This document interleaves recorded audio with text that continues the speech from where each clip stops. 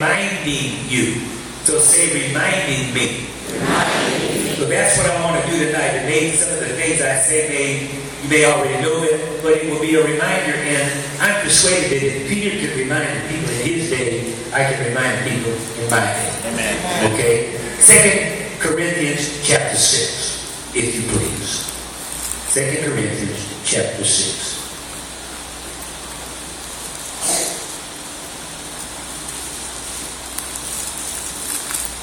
I'll read two more scriptures and then I'll tell you what we're going to talk about. 2 Corinthians chapter 6. If you have a see, I have it. All right, verse 1. Paul says, "We then, as workers together with him, also plead with you not to receive the grace of God in vain." Now notice carefully. It says, "We then, as workers, not vacationers, not sightseers." Workers. He said, "We then as workers together with him." Notice what's conspicuous in its absence. It doesn't say for him. People are always talking, "I want to do something for the Lord." What are you going to do for him? Bring his paper in after a busy day in the universe? He doesn't need you to do anything. He didn't need your help to create anything. So why would he need your help now? No, we're privileged to be workers together with him. So that tells us that him is doing something and giving us the privilege to assist him in the task that he's about. So if I'm going to assist him adequately, I need to be equipped and prepared to do so. That's what we're going to be talking about tonight. All right? 1 Corinthians chapter 3, better known as 3. 1 Corinthians chapter 3.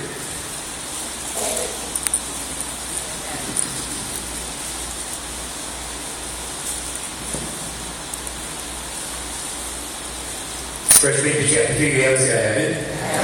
Verse 9, it says, "So we are God's fellow workers." There it is again. We are God's fellow workers. You are God's field. You are God's building.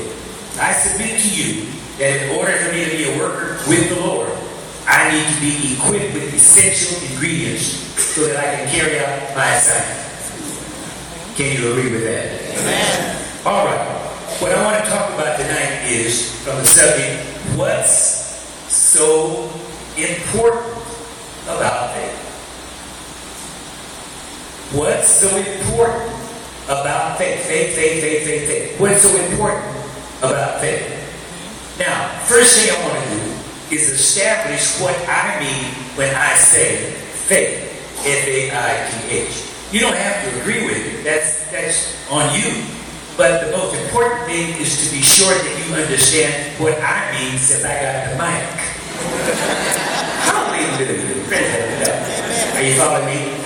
Now, it is said that Socrates was the father of philosophy. And it says that he made a statement one time which is very important. He said in order for two intelligent people to converse with one another, they had to first of all agree on their terms, so that one wouldn't be talking up and the other down. They had to agree on their terms. During the Civil Rights Movement, there was a time in the ghetto of the United States that young African American men coined an expression to describe an attractive female, and they called her a fox. F-O-X. Somewhere around that same period in time, a European automobile manufacturing company called Audi came online with their first introduction into the small compact car field, and their first entry was called the Audi Fox. F-O-X. Ever since time immemorial, there's been a pointed nose, short-legged, pointed ear, bushy-tailed animal called a fox. F-O-X. Pronounced the same way, spelled the same way. So I come in here tonight and say, "Woo, y'all should have been with me today. I saw a fox." So what comes to your mind? Compact car, attractive female, or an animal? If I mean car and you're thinking animal, we can communicate. That's right. So it's critical that we be in agreement, at least on our terms. Now remember this, you have the option at the end of this class tonight to trash everything I say. Those would all line up. But don't take the attitude that you already know everything because you don't. Right. None of us do.